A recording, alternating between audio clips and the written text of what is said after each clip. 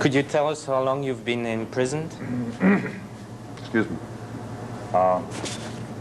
This month is 18 years that I've actually been in prison. What were you convicted of? 8 counts of first-degree murder. And what was your sentence? 7 years to life, CC, that's called concurrent. It means all the sentences run at the same time.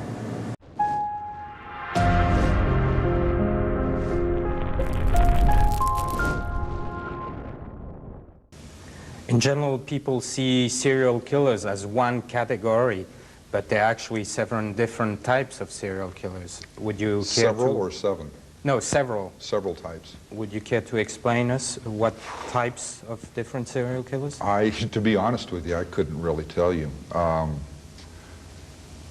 Because the categorization process, as you know, is back east with the behavioral sciences unit.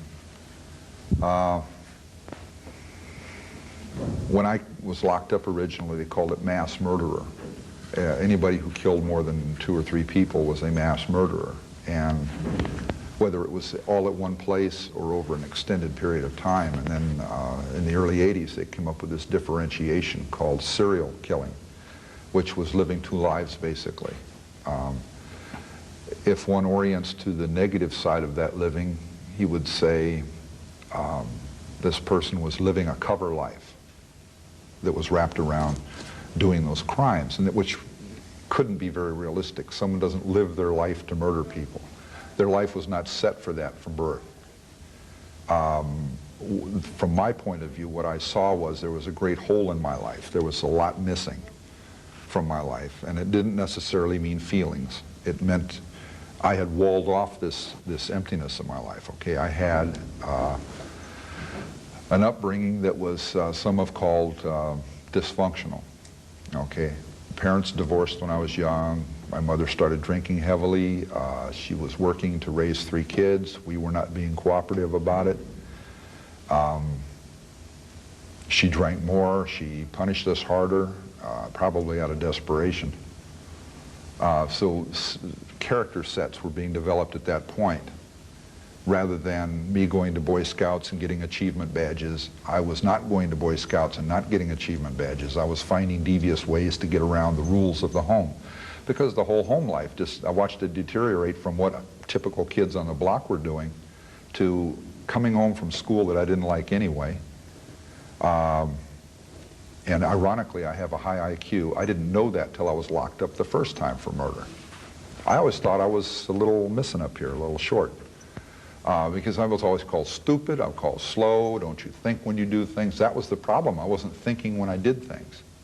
I just did by rote, I did by memory, I did by example. And I had absolutely no faith in myself at all. I had no interaction going on in my own mind. I was not a thinker. I was not an individual. In considering your crimes and crimes done by other serial killers, what do you think society should do in generally with serial killers? Do with them? Yes.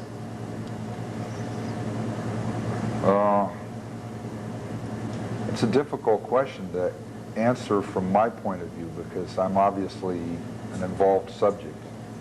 So it would, any answer I would give that would be other than the death penalty would sound very self-serving. I look at people who on the surface don't have any redeeming qualities whatsoever. They don't do anything or say anything or behave in any way that would make your average person want to save their life, want to keep them alive and feed them and house them and clothe them for decades. But when I first came to prison, I had much the same attitude. It was a very defensive attitude, very self-preservative attitude, because those immediately about me were very much set on destructive attitudes toward me. So I put up screens, so to speak, to screen out those feelings. Excuse me, and those reactions to me. I'm driving your sound lady crazy here.